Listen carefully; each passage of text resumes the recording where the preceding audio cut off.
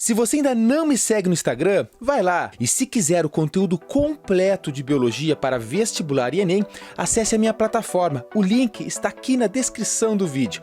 Uma boa aula! Fala pessoal, tudo certinho? Bem-vindos a mais uma videoaula e hoje nós vamos trabalhar dois conceitos muito importantes dentro da biologia, que são os organismos aeróbios e os organismos anaeróbios. Também podem ser chamados de organismos aeróbicos ou anaeróbicos.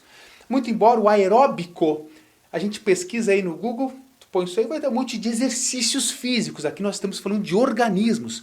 E é uma classificação quanto ao uso ou a sobrevivência do organismo em relação ao gás oxigênio, o O2. Pensa para nós assim, pá, o O2. A gente põe o ar para dentro e no ar tem aí aproximadamente 20% de gás oxigênio. Esse gás oxigênio é fundamental para nós. Nós não sobrevivemos sem o gás oxigênio.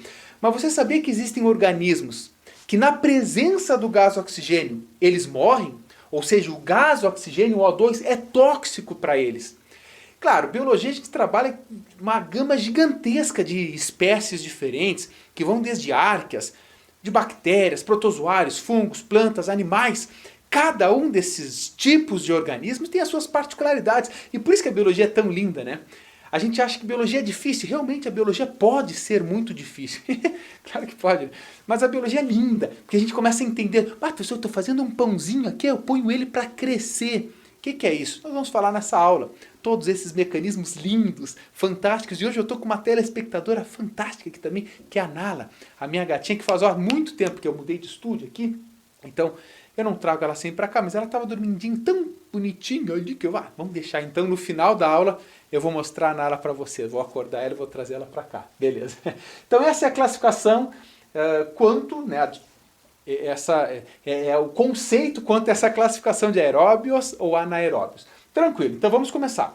Um organismo ele vai ser chamado de aeróbio, ou os organismos, no plural aeróbios, quando eles dependem do gás oxigênio. Então eles são obrigatórios para ele a presença desse gás. Na ausência do gás oxigênio, eles morrem. Muitos autores colocam aeróbios estritos ou aeróbios obrigatórios. Se você ler qualquer um desses conceitos aí falando aeróbios, ou aeróbios estritos ou aeróbios obrigatórios, é a mesma coisa e todos eles dependem diretamente para a sua sobrevivência, para o seu metabolismo energético do gás oxigênio. Então é o exemplo nós, dos animais no geral, mas vamos pensar nós como exemplo, e as plantas, claro, fungos também, protozoários, várias bactérias, não todos os fungos, porque tem, claro, cada um tem as suas particularidades. Mas esses organismos, quando são aeróbios obrigatórios ou estritos, eles precisam estar num ambiente, numa atmosfera que tenha entre 18% e 21% de gás oxigênio para estar em ideal. Abaixo disso, imagina nós, baixou o nível de gás oxigênio, não é que chegou a 17,9 aqui, professor, e a gente morre, pá. Não é bem assim. Mas nós não conseguimos manter uma vida saudável, adequada, com níveis abaixo de 18. Não significa que a gente vai morrer. A pessoa fala, vou escalar o Monte Everest aqui, tu sabe que lá o ar se torna rarefeito, é difícil o gás oxigênio que tem lá entrar nos pulmões das pessoas, mas a pessoa não chega lá já morta, assim, cheguei aqui e morreu. Não, é um processo, mas o ideal é que para os organismos aeróbios, a atmosfera ou o ambiente onde eles estejam tenha entre 18% e 21% de gás oxigênio. É isso que eu estou colocando aqui nesse segundo para todos, tá? A concentração de gás oxigênio no ambiente onde eles estão. E organismos aeróbios dependem do gás oxigênio e, portanto, fazem a respiração celular. Respiração celular, nós temos aula somente para falar da respiração celular. É quando o gás oxigênio entra na nossa célula, eu vou falar aqui no finalzinho a função do gás oxigênio, e lá ele faz com que esse mecanismo de respiração celular aconteça e a gente produza muito ATP. Mas perceba, organismos aeróbios precisam do gás oxigênio porque fazem respiração celular. No entanto, eu coloquei um asterisco aqui. Quando tem asterisco tem exceção. E na biologia quase tudo tem exceção. Então eu vou dar um exemplo de exceção aqui para vocês. Nós, animais, cordados, mamíferos, todos nós aqui, nós somos aeróbios. Então dependemos do gás oxigênio. Logo fazemos respiração celular. Mas nós também fazemos fermentação. Muito embora sejamos aeróbios estritos, obrigatórios, nós podemos fazer a fermentação onde? em células musculares. Quando nós estamos correndo muito, a respiração celular está lá 1000, produção de ATP a 1000. Só que às vezes a demanda de ATP, de energia, é tão alta nas nossas células musculares que nós podemos fazer a fermentação lática. A gente produz o ácido lático e é isso que muito para frente depois pode vir a dar uma cãibra, né? Okay? Mas ainda assim, organismos que são aeróbios têm que fazer respiração celular e podem, em alguns casos, por exemplo, nós que somos organismos multicelulares e tudo mais, fazer fermentação. Tá? Não vamos nos confundir com anaeróbios facultativos, que eu já vou explicar para vocês. Tranquilo. O próximo grupo, entre esses conceitos, são os anaeróbios, que alguns autores podem falar de anaeróbios estritos ou anaeróbios obrigatórios. Aqui eu preferi deixar aeróbios, pressão de gás oxigênio, aqui não sobrevive o gás oxigênio, e coloquei o anaeróbios facultativos, que tanto faz, que eu já vou explicar para vocês aqui. Então, lembre-se, só para deixar claro isso aqui, que é muito nomezinho. Aeróbios pode ser chamado também de aeróbios obrigatórios ou estritos, aeróbios estritos, ou somente aeróbios. Quando o organismo é anaeróbio, ele pode ser chamado de somente anaeróbio, mas pode ser chamado também de anaeróbios obrigatório ou anaeróbios estrito. Tudo é a mesma coisa, os autores se referem aos mesmos organismos. Então esse aqui, o anaeróbio, é quando o organismo não sobrevive na presença do gás oxigênio. Então chegou o gás oxigênio para ele numa certa concentração, que supere o limite que ele ainda aguenta ali, que é quase zero, ele morre. Esse é o que não suporta. Então o gás oxigênio para esses organismos ele é tóxico. Veja que para nós o gás oxigênio é fundamental, cara. Sem ele a gente não sobrevive. É o contrário para os anaeróbios. Porque chegou o gás oxigênio, ele pode morrer. Beleza? Então olha só, exemplo. Várias bactérias. Eu vou falar de uma que tem importância em medicina, que são as bactérias do gênero Clostridium. Bactérias do gênero Clostridium tem duas que podem causar sérias doenças na nossa espécie, que é o Clostridium tetani, que causa o tétano, e o Clostridium botulinum, que causa o botulismo, certo? Inclusive o Clostridium botulinum, isolando essa toxina, a pessoa põe o botox ali, mas é em quantidades controladas, em regiões controladas também. Mas são duas bactérias do gênero Clostridium. As bactérias do gênero Clostridium são anaeróbias. Portanto, se tem uma concentração maior de do que 0,5 de gás oxigênio, elas não sobrevivem. No entanto, a gente sabe que os clostrídeos eles vão se transformar num endósporo, uma forma resistente. Então a bactéria é como se ela secasse e guardasse numa cápsula extremamente resistente somente o material genético dela, porque está num ambiente que não é propício. Se ela chegar num ambiente sem o gás oxigênio, ou seja, abaixo disso aqui, ela, opa, aqui tá bom, e ela volta a se multiplicar. Por isso que feridas profundas pode ter o risco de pegar o tétano se lá tem a bactéria. Ou os enlatados, que a bactéria lá na ausência de gás oxigênio, o botulino, né, libera a toxina botulínica e causa essas doenças. Tranquilo? Então se fala que é anaeróbio, eles só conseguem sobreviver com menos de 0,5% de gás oxigênio no ambiente onde eles estão, na atmosfera ou na ferida, ou, sei lá, se está abaixo de 0,5%, tá bom. Acima é tóxico e eles morrem. Ou se transformam numa forma resistente. Certo? Então, aeróbios, anaeróbios. E vamos agora... só um porém aqui. Se eles sobrevivem sem gás oxigênio, eles vão fazer fermentação. Ou ainda respiração anaeróbica, que é um outro tipo lá que eu nem quis colocar aqui para não complicar. Mas dá para colocar fermentação. A fermentação é um tipo de produção de energia na ausência de gás oxigênio. Lembra que eu falei para vocês? Os aeróbios, nós temos que fazer respiração celular, produz muito ATP.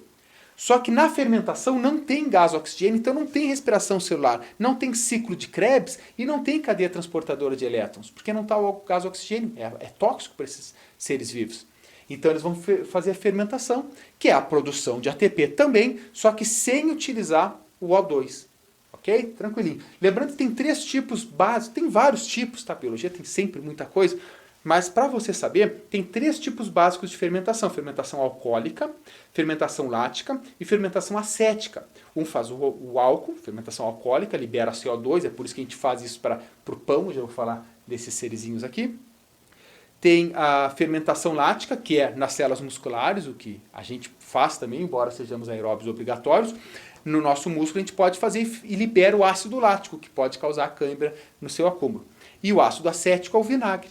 Tá? Olha só, biologia é linda, né? Tá no dia a dia da gente. Agora 3, tem os anaeróbios facultativos. São aqueles que sobrevivem com ou sem o gás oxigênio. Ou seja, os bichos são tão fera, não são bichos, tá? São seres vivos, porque não são animais, mas são tão fera esses organismos que tem gás oxigênio, tá tranquilo, tô fazendo respiração celular, tá ótimo. Faltou gás oxigênio? Aqui uma banana para ti, não tem problema, eu fico aqui sem fazer minha respiração, mas fico fazendo a minha fermentação. Por exemplo, as leveduras. As leveduras que a gente utiliza para... Quando você compra fermento biológico para fazer o pãozinho de casa, você coloca lá, vamos deixar crescer. O que está acontecendo ali? Ali, essas leveduras começam a fazer fermentação, porque falta o gás oxigênio, está numa massa. Se falta o gás oxigênio, ela vai começar a fazer a fermentação, e a fermentação é alcoólica, libera o álcool, o etílico e tal, mas ele evapora, obviamente, a gente não vai ficar bêbado comendo pão, mas libera junto o CO2. O CO2, ao ser liberado, ele forma como se fossem bolhas dentro do pão, e esse pão cresce. Massa de pizza. Eu tenho no YouTube um vídeo, né, não diria nem uma aula, que eu explico como fazer massa de pizza. Enquanto que eu estou fazendo a massa de pizza, eu estou explicando a ação das leveduras no processo. Então é muito bonito. E tem também as enterobactérias, que são inclusive algumas bactérias que podem causar algumas doenças em nós. Bom, se são anaeróbios facultativos, eles podem sobreviver de menos 0,5 de gás oxigênio na atmosfera, como se fossem os anaeróbios, até os 21% de gás oxigênio na atmosfera, como se fossem os aeróbios. Para eles, tanto faz. Eles desenvolveram mecanismos para isso. Lembrando, como eu disse para ti, que os anaeróbios obrigatórios, esse aqui, o gás oxigênio, é tóxico, porque eles não possuem enzimas para conseguir liberar esse gás oxigênio, esse resquício que tem, como é o caso da catalase. Tem água oxigenada, tem tudo isso. Então, o gás oxigênio para esses organismos, ele é tóxico. Para esses aqui não, e para esses aqui também não. Perfeito? Professor, tudo bem, é só isso? Claro, se tu quiser, anota só até aqui, tá tranquilo para as provas, ensino médio, faculdade, tá tranquilo. Mas se você quer além disso, saiba que, poxa, a biologia é muito ampla, trabalhar com seres vivos é algo extremamente amplo. Então você vai estar lendo um livro, um exercício, alguma coisa, e virão outros conceitos referentes a isso. Por exemplo, existem os aerotolerantes. Pessoal, o que é isso? Eles não usam o gás oxigênio. O gás oxigênio não é usado para o seu crescimento, para o seu desenvolvimento. No entanto, eles toleram a presença do gás oxigênio. Não, tem gás oxigênio, eu estou sobrevivendo, não está tão ruim assim, eu estou tolerando, mas não uso ele. Então, eles são aerotolerantes. Repare que eles conseguem aguentar entre 2% e 8% de presença do gás oxigênio, eles aguentam. Ou seja, não adianta pegar um aerotolerante e jogar num lugar de uma atmosfera de 21% de gás oxigênio. Eles não toleram mais, ou seja, existe um limite para tolerar. É que nem a gente tem aquelas pessoas, né? Os amigos chatos. Não, sou amigo dele, cara, mas eu não tolero se ele vier com machismo, se ele vier com racismo. Eu não tolero. É aquele negócio, é bem assim mesmo. A gente tolera uma brincadeira, tolera isso, mas quando tem ofensa, esse negócio não tolera. É a mesma coisa dos aerotolerantes. Eles toleram um pouquinho, não tem problema para se divertir e tal. Mas muito gás oxigênio para eles não. Aí não é bom. E tem também os microaerófilos. Micro é muito pouco. Então eles sobrevivem em baixa concentração de gás oxigênio. Ou seja, eles vão se dar bem entre 1% e 5% de gás oxigênio no ambiente onde eles estão. Se baixa mais disso, eles morrem. Se sobe mais disso, eles também morrem. Então eles são micro, eles precisam de uma concentração exata de gás oxigênio para poderem sobreviver. Certo? Então são essas classificações. E no final, eu tinha posto qual é a função do gás oxigênio, por exemplo, no nosso corpo. Repara que em organismos que são multicelulares, como é o nosso caso, o teu caso, o meu caso, aqui romântico, nós desenvolvemos mecanismos muito eficientes para que cada uma das nossas células, mesmo interno a nós, células internas a nós, receba o gás oxigênio.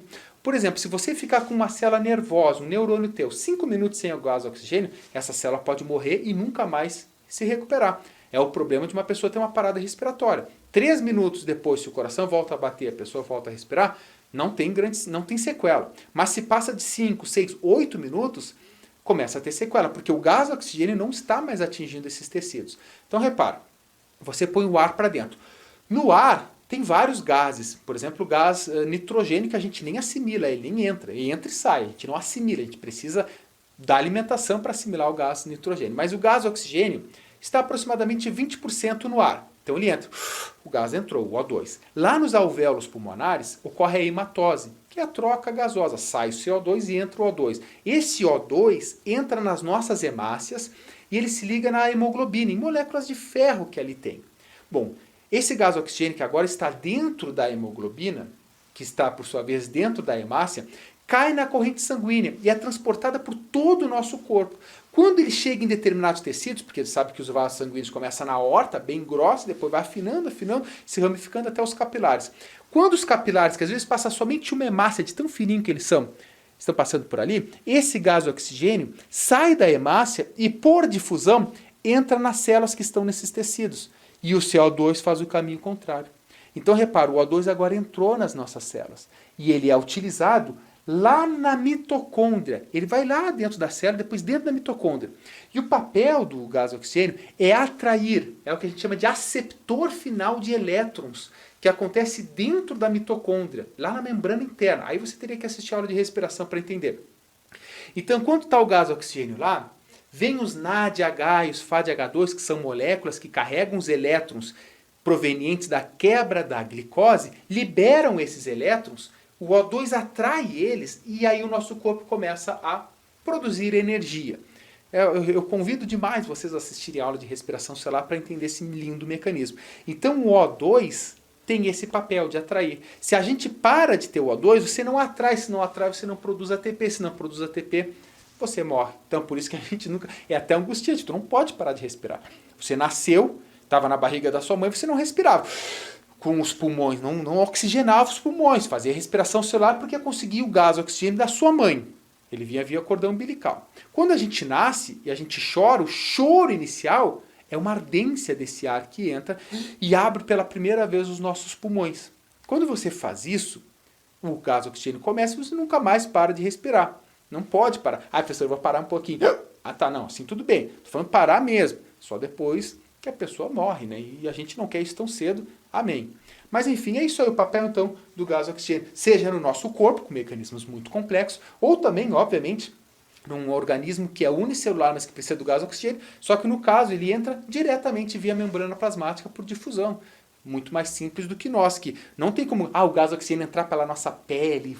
Não, existem alguns seres vivos, como é o caso dos anfíbios, animais, que fazem a troca gasosa, que a gente chama por respiração cutânea.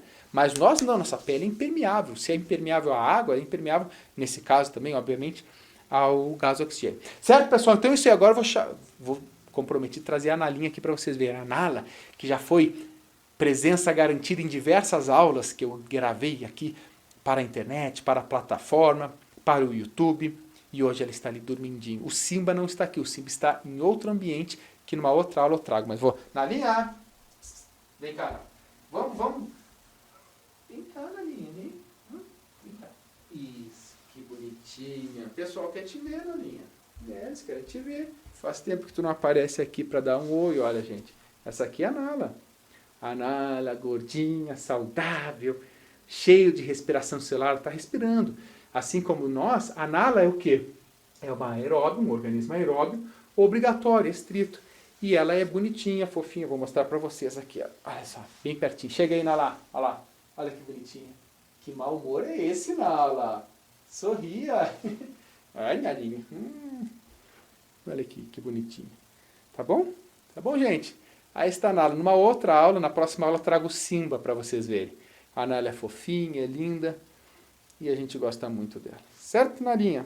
Tchau, pessoal. Um grande abraço. Não se esqueça. Muito estudo, muita fé, muita força de vontade que você atinge seus objetivos. Tchau. Grande abraço. Tchau, tchau.